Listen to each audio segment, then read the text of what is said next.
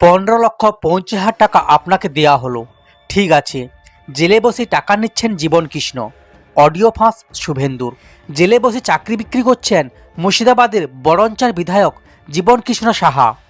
এমনই বিস্ফোরক দাবি করলেন বিরোধী দলনেতা শুভেন্দু অধিকারী। ওনার বক্তব্য, তৃণমূল বিধায়ক জেলে বসেই ফোন ব্যবহার করছেন। শুধু তাই নয়, নতুন নিয়োগ প্রক্রিয়ায়ও তিনি প্রভাবিত করছেন। সেখান থেকে তিনি নিজের মোবাইল ফোন থেকে কিছু ছবি, অডিও আর ভিডিও দেখান। উনি দাবি করেন সেই ভিডিও অডিও সবটাই জীবনকৃষ্ণের। শুভেন্দু অধিকারী আজ যা বললেন, নতুন এই পরীক্ষায় রেজাল্টেও প্রভাব খাটিয়েছেন জীবনকৃষ্ণ সাহা। জেলে ফোন ব্যবহার করছেন, জেলে গেলে কিছু হবে না, মমতা বন্দ্যোপাধ্যায়কে সরাতে হবে। এই পার্থ এবং জীবনের মতো লোকজনই ইডি ধরে 5 দিন পিসিতে রাখছে, তারপর তো জেলে পাঠাতে হচ্ছে। সেখানে 5 স্টার ব্যবস্থা, গরমকালে এসি, শীতকালে গরম জল। তারপরে একটি ফোন বের করেন আর সেই ফোন থেকে অডিও শোনান। বিরোধী দলনেতা দাবি করেন এই অডিও কলটি 16/11 অডিও। ওই অডিও থেকে শোনা যায় পুরুষ কণ্ঠ। জীবনকৃষ্ণ বলে দাবি করেন শুভেন্দুবাবু। এই মুহূর্তে 50 টাকা আগে পাঠাতে হবে।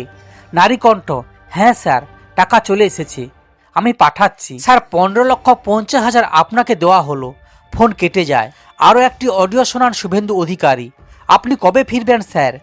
পুরুষ কণ্ঠ, তাড়াতাড়ি চেষ্টা করছি। এরপর নারী কণ্ঠ, একই জিনিস বারবার রিপিট। পুরুষ কণ্ঠ, হ্যাঁ সত্যি বিরক্ত লাগে এইভাবে। এরপর নারী কণ্ঠ, আপনার সঙ্গে যোগাযোগ করতে পারছি না।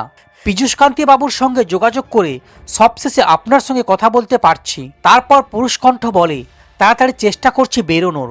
এইভাবে যদি হুটহাট করে টেনে নিয়ে চলে যায়, বিরক্তিকর ব্যাপার। এরপর নারী কণ্ঠ বলে, একই জিনিস, অবাক হয়ে গেলাম আমরা। আপনি আগে খবর পাননি স্যার? এরপর পুরুষ কণ্ঠ বলে, খবর কিভাবে পাবো? ওরা খবর দিয়ে আসে। একই মানুষকে কতবার ধরবে? আগে সিবিআই ধরল, এবার ইডি ধরছে। এরপর নারী কণ্ঠ বলে, সত্যি বাবা, এত হ্যারাস যে কেন করে? এরপর পুরুষ কণ্ঠ বলে, আমি বেরোনোর চেষ্টা করছি। তারপর নারী কণ্ঠ বলে, আপনি তাড়াতাড়ি বেরিয়ে আসুন স্যার। একবার নয়, পরপর 2 বার কেন্দ্রীয় তদন্তকারী সংস্থার হাতে গ্রেপ্তার হয়েছেন জীবনকৃষ্ণ সাহা। নিয়োগ দুর্নীতি মামলায় বারে বারে নাম জড়িয়েছে তার। প্রথমে গ্রেপ্তারের পর জামিনে মুক্তি পেয়েছিলেন তিনি। পরবর্তীতে ফের ইডির হাতে ধরা পড়েন জীবনকৃষ্ণ।